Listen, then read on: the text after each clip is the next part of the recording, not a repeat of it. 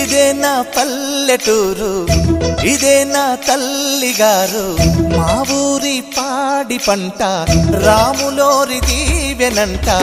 తల్లి గోదావరి నీళ్ళు కడిగ సీతమ్మ పాదాలు, ఊరంతా హాయ్ హాయ్ హాయ్, మనసంతా హాయ్ హాయ్ హాయ్.